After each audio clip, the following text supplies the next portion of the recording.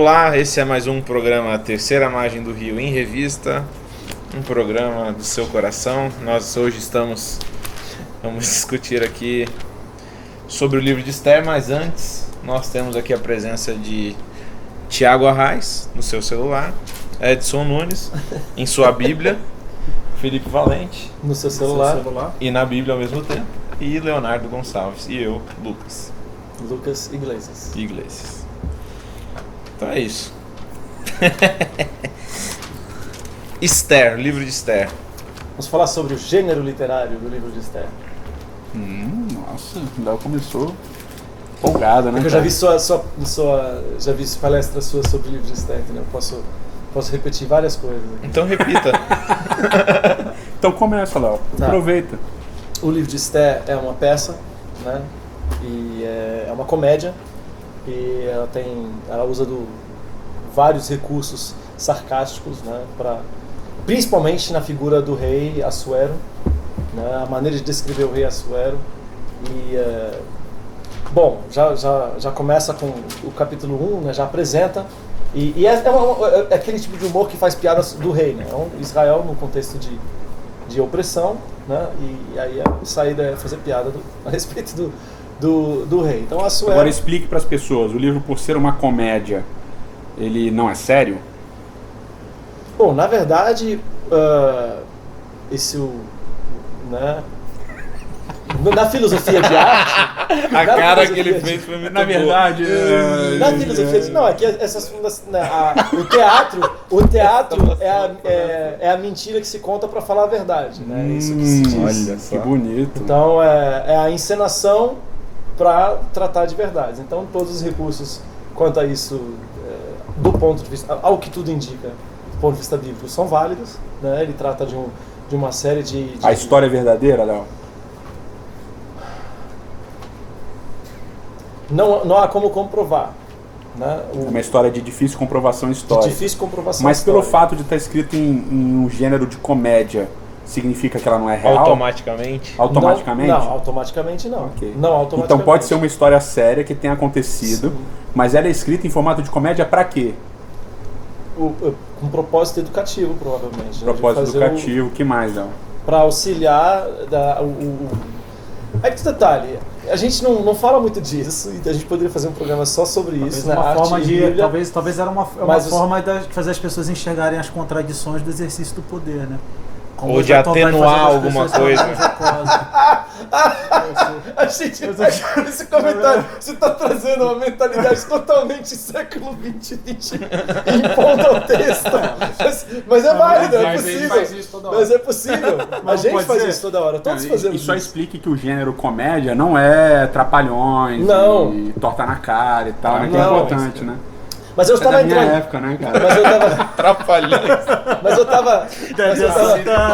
Mas Edson, eu tava justamente querendo mostrar que depois Trapalhões. Eu tava tentando. Eu cantando Rapaz Davi era ruim no programa anterior, mas tudo bem. Na verdade, eu ia já apontar que tipo de humor é esse. Então, tá. No primeiro capítulo. Que humor é esse? Foi mal, cara. Hoje vai longe. Hoje vai ser especial. Hoje tá ruim. Sim, eu sei que humor é esse.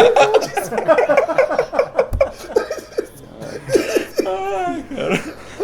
Tá. A gente tem. Scooby-Doo. Mancada, vocês viram? Claro que eu vi. O primeiro capítulo, a gente tem um problema de Estado muito sério, muito grave. Porque o rei Assuero, ele está dando um banquete. E ele chama sua esposa Vasti.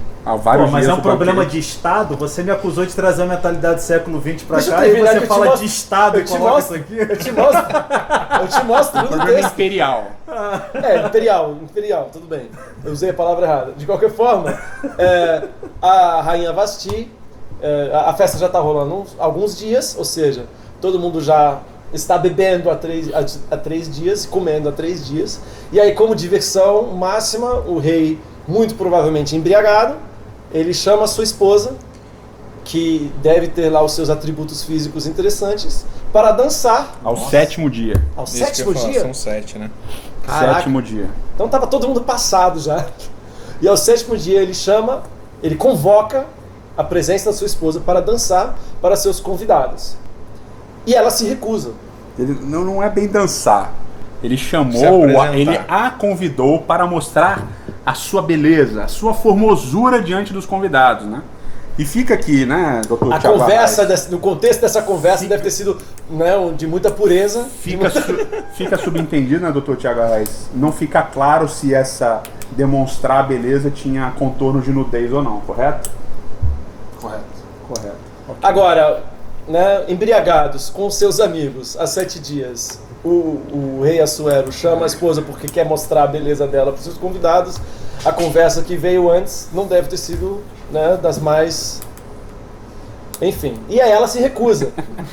E um rei, um imperador de um império imenso, não consegue controlar a sua própria esposa. Os Medo-Persas, ele não consegue, ele não tem domínio sequer sobre a própria esposa, que quando ele fala para ela vir, ela não vem.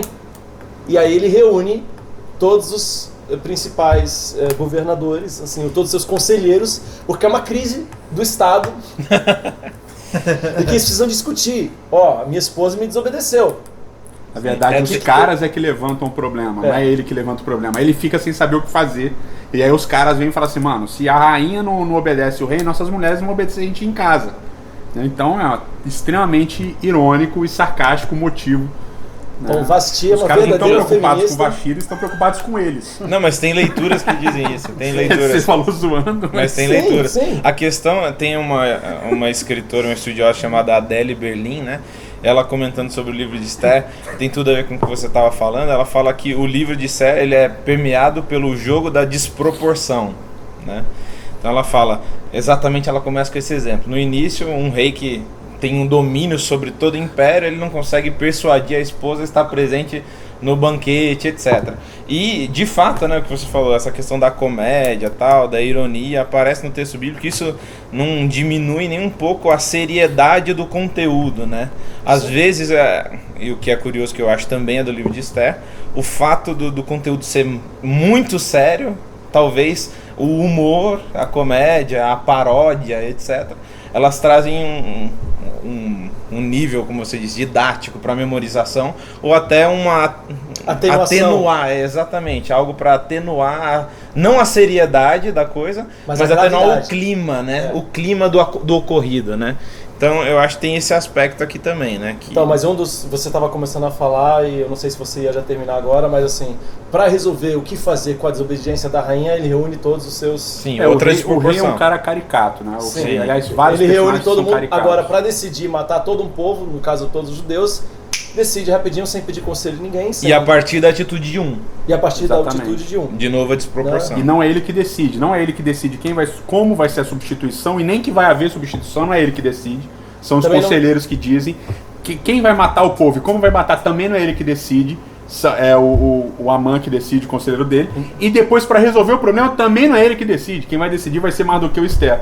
Então, e o lance também... O rei é o rei, mas ele não manda nada. Exatamente.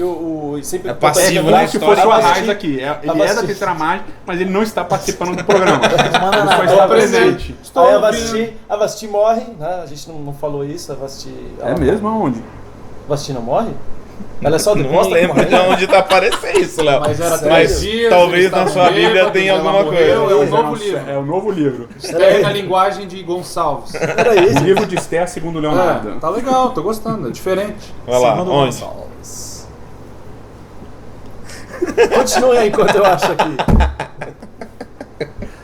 Mas todo o seu argumento estava fundamentado no fato dela ter morrido?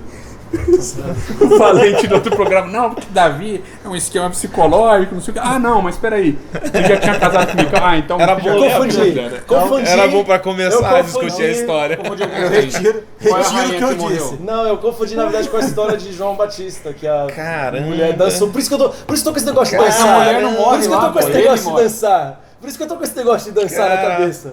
Tô pior que agora tá explicado. Agora faz sentido. Esse é o... Muito Muito bem. Você que está nos assistindo.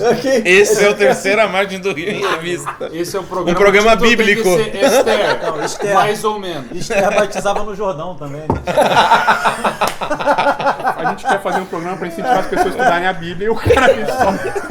Várias. Na sequência. E os amalequitas aparecem, mas graças a Deus Davi mata todos eles. Né, na história. E casa com Esther no final. E casa com Esther no final, porque é a promessa do rei. Meu amigo. Então, foi mal. Aí... Muito bem, seguindo. Tá bom, cara, tá bonito, tá proveitoso. Então, seguindo... tá muito bem, só foi a morte de Vasti, poxa. Só mataram o Vasti no meio do livro. E a confusão que ele mesmo soltou, né? Não, sim. Se você não tivesse falado, a gente não ia rir, cara. Não, mas era ótimo, mas era uma confusão ótima, divertiu a todos. Vamos agora seguir na comédia, nessa peça. Então, Na comédia do programa aí, da vida. Aí do livro. o Edson, você também sempre fala uma coisa muito interessante, que é da parte literária, que tem a ver com o fato de que Deus não é mencionado nenhuma vez. Ah, sim. Muito interessante, né? O Dr. Tiago Arraes acho que tem alguma contribuição sobre isso. Tem? Deve ter, com certeza.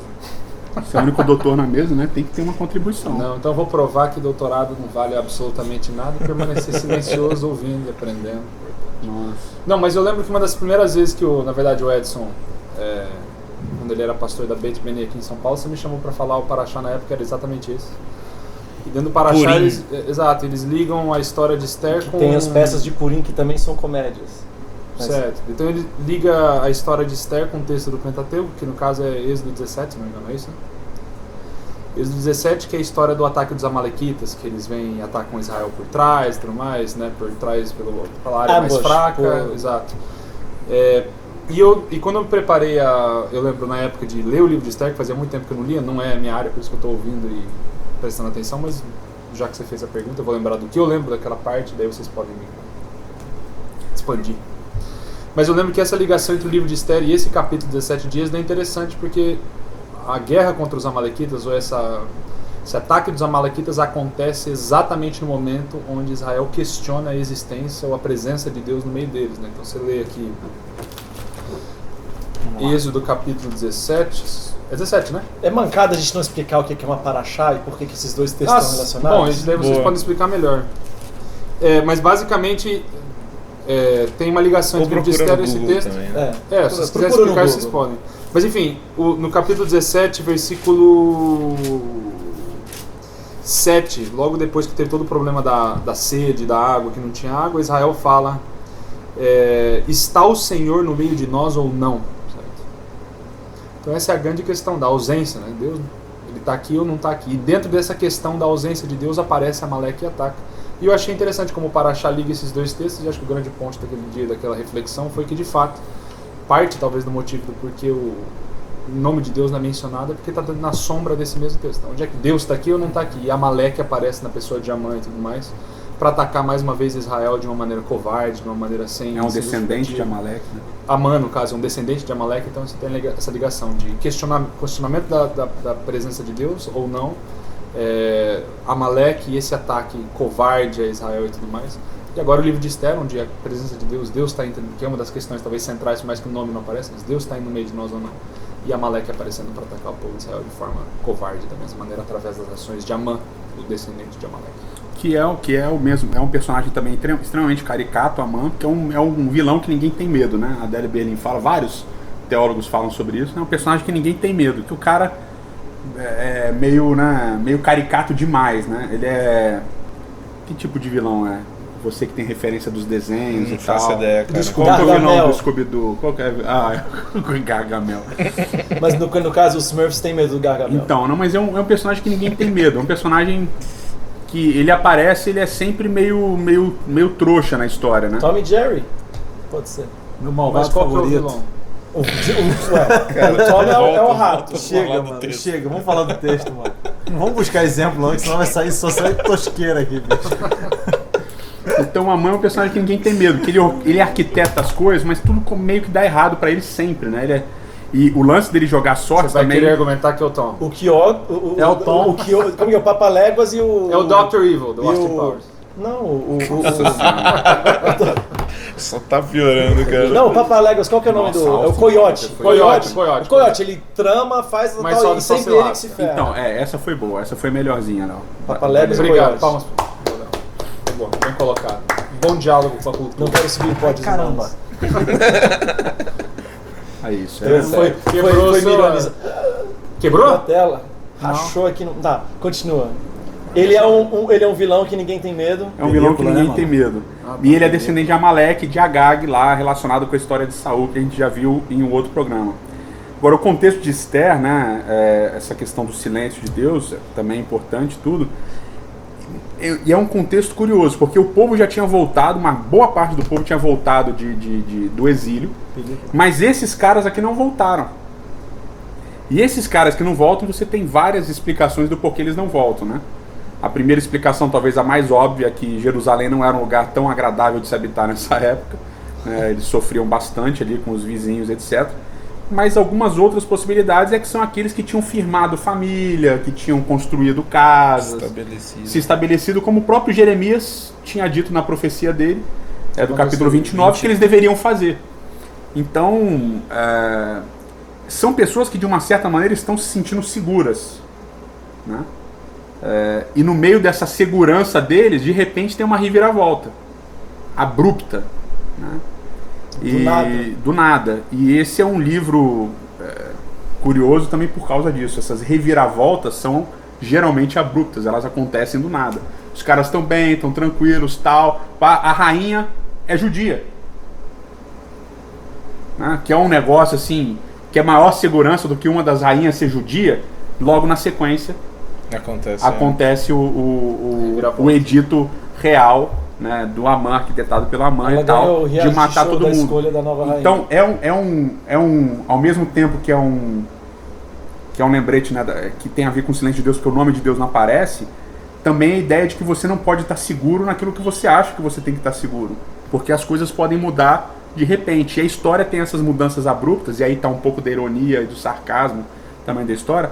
Tem essas mudanças abruptas constantemente, né? Ela muda de repente e as mudanças são geralmente bem rápidas. E esse do nada que você fala, acho que até tem uma relação com esse acaso, entre aspas, das mudanças que acontecem na história, né? Que aparentemente são aleatórios, né?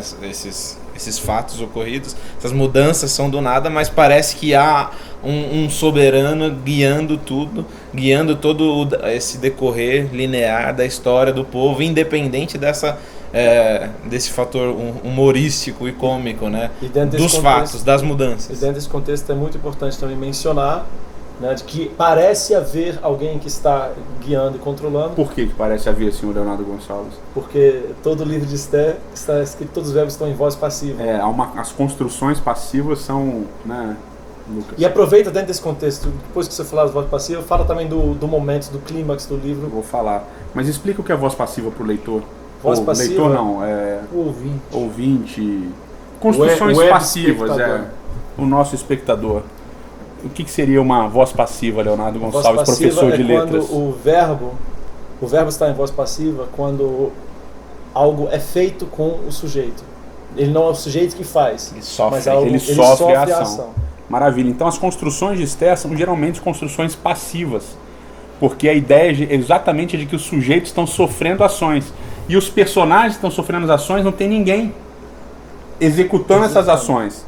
Então a impressão que se tem do livro... É o do nada que você falou, né? A impressão que se tem do livro é que eles não são donos da própria história, de que está acontecendo alguma coisa. Eles estão sofrendo as ações abruptas, etc. E aí você tem o auge do livro, que é no capítulo 4, desculpa. Que é exatamente o momento depois do decreto da morte dos judeus, que Esther está, entre aspas, tranquila. E aí Mordecai, né, o Mardoqueu, ele vai conversar com Esther, e Esther não sabe o que fazer, e ela coloca vários empecilhos para ela tentar resolver essa situação, e aí depois de colocar esses empecilhos, Mordecai responde, verso 13 e 14: não imagines que por estares na casa do rei, só tu escaparás entre todos os judeus, porque se de todo te calares agora, de outra parte se levantará para os judeus socorro e livramento. Então, de outra parte se levantará, né? para os judeus socorro e livramento, mas tu e a casa do teu pai Aí perecereis. não é voz passiva, né? Se levantará não é passiva. Será levantado, Será é voz levantado. passiva. É levantado, né? Vai ser Será levantado. Alguém vai levantar. Quem vai levantar? Não está dizendo. Mas tu e a casa do teu pai perecereis. E quem sabe se para a conjuntura como esta que foste levada a ser rainha, também construção passiva. Foste levada a ser Será rainha. que você não foi colocada aí por algum motivo, né? Então esse daqui é o ápice do livro. É Mordecai dizendo, ele sugerindo para ela que existe alguma coisa atrás dos panos, que existe alguma coisa acontecendo e que Talvez tenha um motivo para você estar aqui nesse momento. talvez exista alguém fazendo alguma coisa para que isso acontecesse nesse exato momento que você é rainha. Uma coisa que tem num dos textos da Terceira Margem do Rio que fala justamente sobre o livro de Esther, Dos primeiros textos, eu acho, né? não vou saber. É um dos primeiros. Mas é que não... É o lance também do nome da Esther, né? A Hadassah e a Esther. Aproveita. Fala sobre isso. Não? Ninguém vai falar sobre isso? Pode falar. Fala você. Eu não lembro exatamente. Eu lembro que tinha alguma coisa, por isso que eu tô falando. Algo. Eu lembro que tinha a ver com isso. eu acho que é uma Quem se levantará para explicar isso? Já se levantou e você interrompeu. Eu acho que uma sacada que é importante e relevante para as nossas discussões nos textos e aqui nos programas também é a questão da identidade, né? Esther é um nome medo-persa, né? Um nome que não é um nome hebraico, e o nome dela hebraico é Hadassah, né? E ela assume a identidade dela como rainha, e nem o rei lembra, né? Nem o rei lembra que ela é judia, né? Só quando ela expõe o problema. Olha, você não pensou bem, a amante confundiu, e o atentado é contra o meu povo. E o rei, é mesmo. Ele tinha até esquecido que ela era... Que ela era do povo de Deus. Que ela era hebreia, né? Israelita, etc. Uma agente secreta. Então ela assume essa identidade. O processo esse também é um negócio... Muitas pessoas ficam chocadas, né, doutor Tiago Arraes? Com essa... Com a seleção? Com a seleção de Esther, né? A galera fica chocada. Bem complicado. Eu lembro uma vez, numa determinada igreja, que eu falei sobre isso, a pessoa levantou e ficou extremamente ofendida, né? Como elas eram untadas, né? Como elas tomavam banhos, os eunucos davam os banhos, etc e tal. E o rei passava uma noite com elas e tinha todo o esquema da escolha, mais Esther, né? E tal. Como é que pode? Pecou, não pecou? Deitou com o rei, não deitou, etc. Né? Bom, ela foi escolhida a rainha depois de passar a noite com o rei. Alguma coisa ela fez certo. Então Caramba! E você disse que o comentário dele era machista, né? Era uma prova. O comentário dele era machista. Eu só estou dizendo que ela foi escolhida a rainha depois de passar a noite com o rei. Eu não falei nada muitas outras mulheres explica mais. passaram a noite com o rei. Alguma coisa aconteceu ali. Detalhe. Não, o texto não diz. Eu não posso dizer o que o texto não diz. Mas alguma coisa é a minha ela fez única certo. 3 dias de intervenção. bebedeira, etc. Dançou na frente Dançou do na frente do rei. Tá tudo bem. Foi O texto decapitado diz. e tal. Conscientemente não posso dizer, né? Em sã consciência. Mas veja, o interessante é que ela mantém a identidade dela, a Hadassah, a identidade israelita, a identidade hebraica, ela mantém a despeito dela ser uma rainha medo-persa. A respeito dela estar na corte, a respeito dela estar, né, junto com os persas, com o nome, né, estrela, etc e tal. Ela mantém a identidade israelita dela e ela se mantém fiel a Deus, etc e tal. Como isso vai funcionar? O texto não vai elaborar. O que o texto vai elaborar é que ela deixa essa identidade fluir ou aflorar, melhor dizendo, num momento que é importante, num momento que é decisivo para o povo de Deus, num momento que, como diz Mordecai, né, como diz Mardoqueu, num momento que ela foi levada lá para isso. Mas é importante, no texto da Terceira Margem do Rio tinha sido feito esse paralelo também, Sim. que tanto ela quanto José são reconhecidos como... O José no Egito, ele é reconhecido como Egito, tanto que os irmãos sequer o reconhecem. Como egípcio, desculpa. Como egípcio, e a Esther também, ela não é vista de maneira externa, ela está totalmente adaptada culturalmente a desempenhar o papel de rainha medo-persa. E essa identidade dela é quase que sigilosa, porque Sim. Mordecai fala para ela, não diga quem você é, não diga, fica quietinho. E ela mantém isso, ela não sai, né? E a gente tem essa ideia de que o testemunho, né? Você tem que testemunhar bem claro. e tal, então você tem que andar com uma plaquinha, né? Com camiseta, com um broche, com não sei o que lá, espalhando para todo mundo quem você é, etc e tal, papá, que isso é importante. E óbvio que tem o seu lugar esse tipo de testemunho também, mas é importante a gente entender, porque não é todo mundo que virou, né? Não foram todas as mulheres israelitas que viraram rainhas, né? Foi Esther. E Deus tinha um plano para aquilo, e o plano dele acaba acontecendo. Ou seja, a gente tem que ter essa abertura também. Já pensou, né? Se fosse hoje? Estaria constantemente sendo cobrada. E aí, já entregou o livro XYZ pro rei? No mínimo, já teria sido excluída por ter sido eleita, né? Rainha, né? Semana de evangelismo. Teria sido excluída, etc. E várias outras coisas, né? A galera depois, a gente não quer ajuda dessa daí, né? Tá cantando. Ela não nos representa. Né? O pessoal de Israel podia dizer, essa daí não nos representa. Agora virou hoje um dia do nada. Não. Prefiro morrer. Prefiro ser perseguido do que ser representado por essa pessoa aí que, de maneira estranha, acendeu. Outro personagem que me vem à mente também, baseado no que você falou, é o próprio Daniel, né? Sim. Tudo bem São que os três ele maiores exemplos no Antigo Testamento de cortes estranhas, de pessoas que acenderam. Embora talvez não fosse tão oculto assim, né? Porque eu acho que o tempo ali talvez seja diferente, a circunstância, porque é logo que entra no cativeiro e tal. Talvez todo mundo soubesse que ele era um hebreu, mas de Daniel mas eu acho que Daniel, o fato dele ser versado. José e Esté são os, entre aspas, que se adaptaram totalmente, culturalmente. O Daniel se sabe que ele é um prisioneiro. Em muitos aspectos também. Em muitos aspectos sim, mas é sabido. Ele orava com a janela aberta. Então nesse aspecto de você não necessariamente testemunhar tão abertamente como explicitamente. Eu acho que o importante é que existe uma missão para todas as pessoas, né? Você vê que e no nem próprio todas cabem no estereótipo. E não é a mesma missão. Então você tem, depois que o decreto é revertido, quer dizer, ele não é revertido, mas um novo decreto é feito para que os judeus possam se defender, tem aqueles que vão lutar. Esses têm um papel também. De lutar, de fato. Mordecai teve um papel também. Ele nunca deixou de ser judeu, pelo contrário, ele testemunhava o tempo todo. Então Amã passava, ele não se ajoelhava. Ele era duro, ele era, vamos dizer assim, ele era conservador. Mordecai era irredutível, ele era e tal, mas ele... E é ele que fala pra Esther não... Exatamente, ele mantém um relacionamento com Esther. Ele tem o seu papel, mas mantém um relacionamento com Esther. Ele não rompe o relacionamento com Esther. E pelo contrário, ele não acusa Esther. Ele aconselha Esther a permanecer daquela maneira até o momento certo que ela deveria se revelar. Eu acho que isso toca num nervo, talvez, assim, da experiência cristã, que normalmente a gente... Religiosa, não apenas religiosa, desculpa, eu faço... confessional, não confessional e tudo mais. A experiência religiosa, e acho que a experiência humana em geral, no contexto desse nosso pensamento grego de destino, né, qual o propósito para a minha vida e tudo mais. Então, qual é a vontade de Deus? Né? Para um tempo como esse, foi chamado, mas em nenhum momento você tem a voz de Deus falando, de fato, Mordecai tem razão, vai e segue o seu caminho.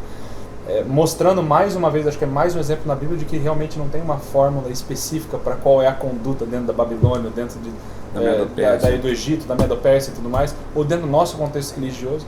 Existem caminhos e trajetos, escolhas diferentes, e Deus, eu acho que a questão da voz passiva e tudo mais, mostra que Deus está coordenando as coisas.